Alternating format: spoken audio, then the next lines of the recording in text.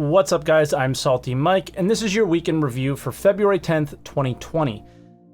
We had a bit of a weird week where there's quite a bit of things that happened, but not a lot of them were super exciting to talk about. So we did have a patch this week, so getting into patch notes updates, we actually had a couple patches. We had this back-end update that didn't require a patch from us, and then 3.8.1G, which was a small update to fix some critical issues, but the known issues list is still a mile long, and most likely that kind of list will shrink when we get down to 3.8.2 whenever the Carrack is ready to release. Roadmap updates were a little bit more funny, where Roadmap Roundup said, yeah, we don't have any updates for you, but we're going to give you 4.1 next week. So that was kind of interesting and good. I think we kind of discussed the roadmap here in the past, where I really don't trust the roadmap 2 quarters out, 3 quarters out. So looking forward to 4.1 is not something that I'm doing. I'm really just kind of focused on whatever's going on with 3.9 and any changes that will result in the release of 4.1 in 4.0. But we did get a monthly report, so let's go over that now. This was for the month of January and what was worked on there. So we saw something from the art environment team about the Microtech moons, and they're obviously coming along, as we saw on a Inside Star Citizen a little while back, but they gave an interesting description this time about them. And they said the moons are some of the harshest in the system and provide high risk and reward opportunities. And this is kind of interesting to me. I assume this has something to do around the actor status system, maybe something else completely, something new and exciting that we can look forward to in 3.9, who knows, but keep an eye out for that. That was probably the most interesting one out of any update that we're going to be getting this week. Art weapons.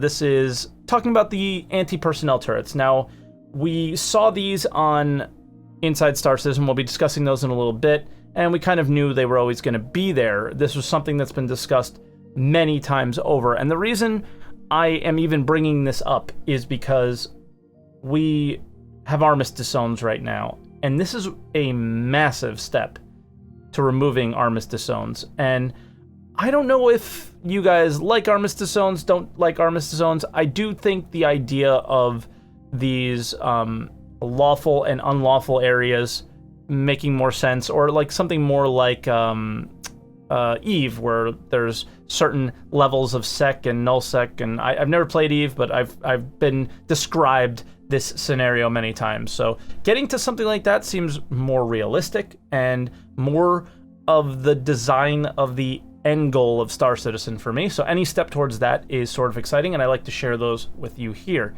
Back-end services, there was an update on that, and there was a few things there, but most importantly, the account reset tool. And this feature should free up tickets for more unique issues for the player relations team. And yeah, because we're still having a ton of issues related to our accounts. Obviously, Star Citizen is still very much in its early stages and has a lot of account issues as well as just general instabilities. So features, under the gameplay section, they talked about cargo manifests. Now, how I understand cargo manifests is a list of what cargo is inside of your ship. So I assume the current cargo manifests that we have are the ones at the major landing zones or other landing zones where we sell back and forth. But they're mentioning multiple cargo manifests. So this kind of seems odd to me for the purpose of Star Citizen, unless it means they're adding one to our ship. Maybe it's an MFD, or maybe it just means like a volatile cargo manifest, a mining cargo manifest, a standard cargo manifest. What do you guys think it means? I'm a little confused as to what this could be, but obviously very intrigued, as I'm more interested in the industry side of Star Citizen's gameplay and the economic side rather than the PvP side. Now, more stuff related to that and mining. We're getting some scanning improvements, it's looking like. So they are going to do a visual update on the scanning augmented reality UI thing. And also they said that they were going to make it simpler, which I hope this makes it function more smoothly and more how you would expect a scan to function, where it kind of is a little weird at the moment.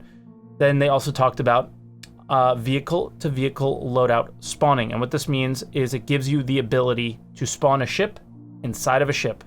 And that's a big step. Again, one of those endgame future goals of Star Citizen is ships inside of ships, and this seems to be coming along really nicely. Then targeting improvements. Now, this was likely what was listed on the roadmap here.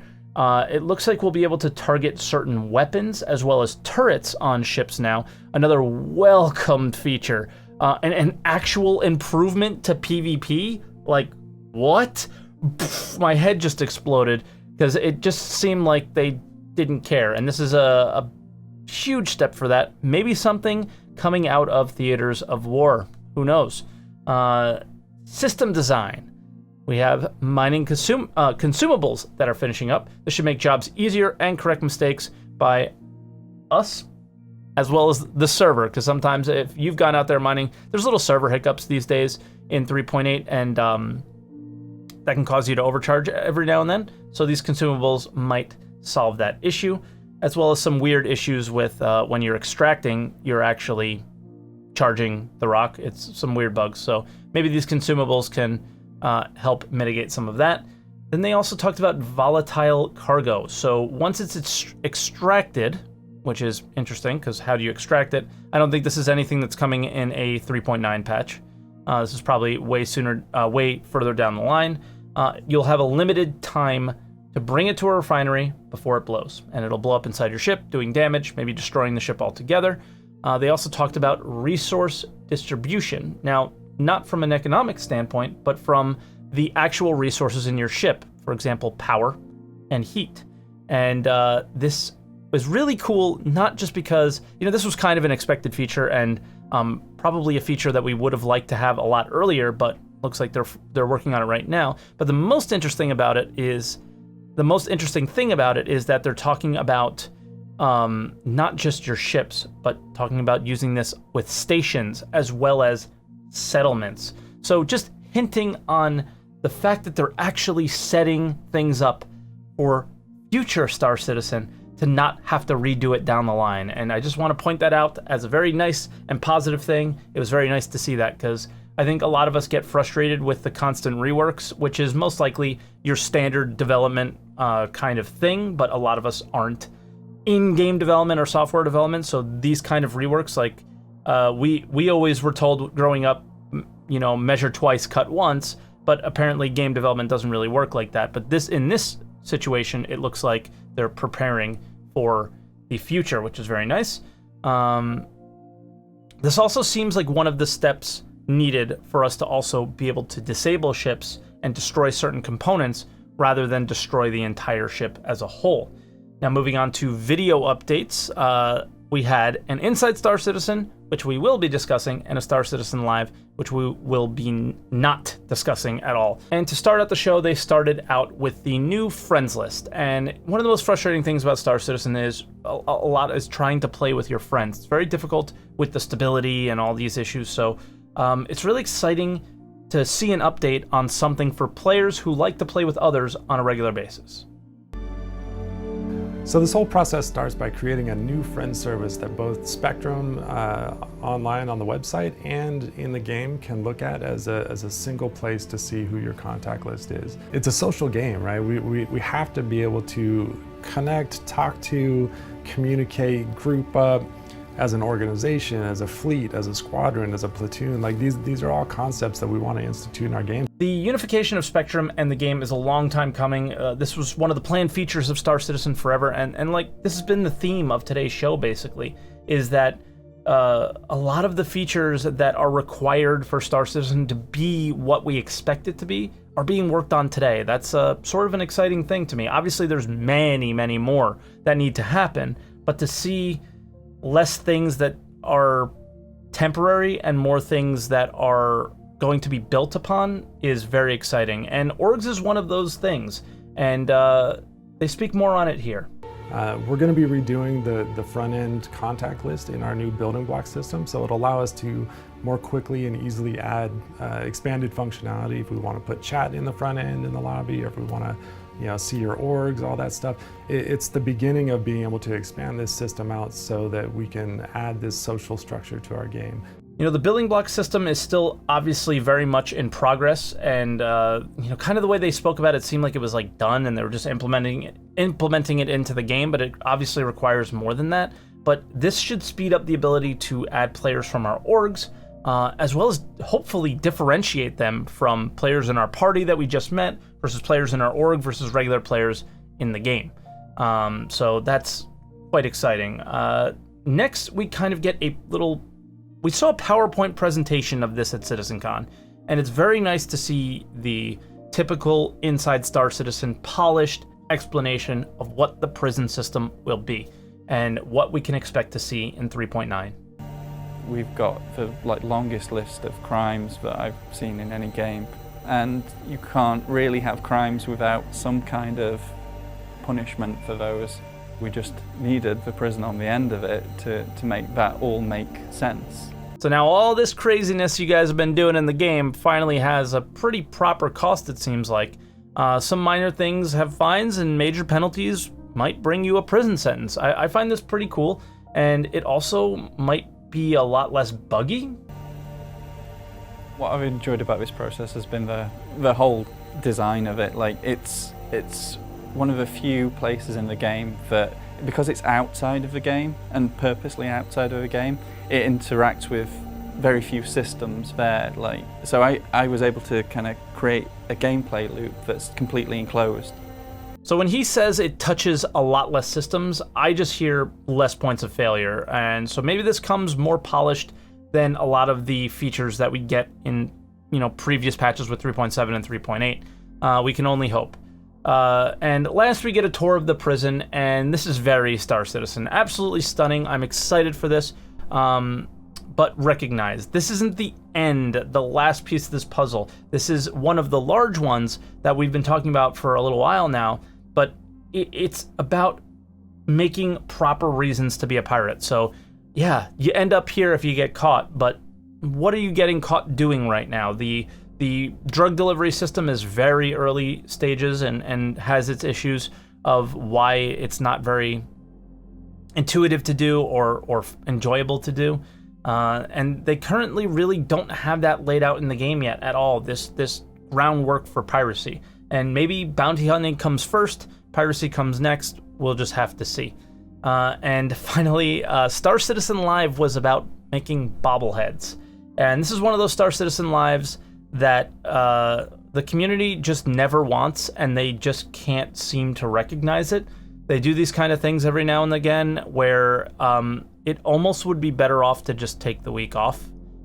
Sometimes I feel like, but keep this in mind that while this isn't the content that we want, bobbleheads were a Kickstarter goal. I think it was the $3 million goal. I can't remember off the top of my head, but I'm sure we'll put a graphic on the stream or on the screen here as well. But the downvotes are kind of funny. I'm glad the community lets them know when they're not happy, and this is one of those examples of that. And it's kind of what I like to do here. When I feel like they're doing really great, you let them know. And when you feel like they do something that is the opposite of what we're here for, then you let them know that too. And you do it respectfully. Just hitting a little dislike is fine.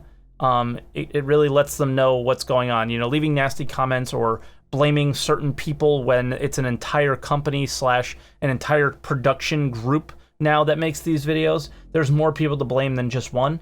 And I've said that many of times, but letting them know how you feel is very important. And I'm just ready for this, whatever the successor to the show, I forgot the name of it now, where Jared would call the devs. Calling all devs, there you go. Because that was supposed to be every other week, and they still haven't figured out how they want to do that. I hope we see that sooner than later, and we have less bobblehead-type live streams in the future. And then moving on to miscellaneous updates, there was a post called Socializing in Star Citizen that just put some stats up, similar to the stats that we've seen in the past. The Citcon date is coming, so expect to see that soon. That's not only the date, but as well as the location. I think we all expect it to be in Los Angeles this year. I do hope to be attending this year. I hate Los Angeles with a passion. It's probably my least favorite city, but I am really excited to hopefully see all of you guys at Citcon this year. And then finally, kind of going along with the Star Citizen Live discussion, we saw a Digital Anvil video on YouTube, and it was about the tech of Star Citizen. And yeah, this is the kind of content that I want to see, how they explain the tech of Star Citizen to normal people like myself. I understood more about Star Citizen after watching that video than I have in watching 5 years of videos of Star Citizen videos up to this date. I know this is their specialty, this is what they do, but Star Citizen and their production team can definitely learn from some of the techniques that he used here, some of the language that he used, and how he explained the game in a much more simple term.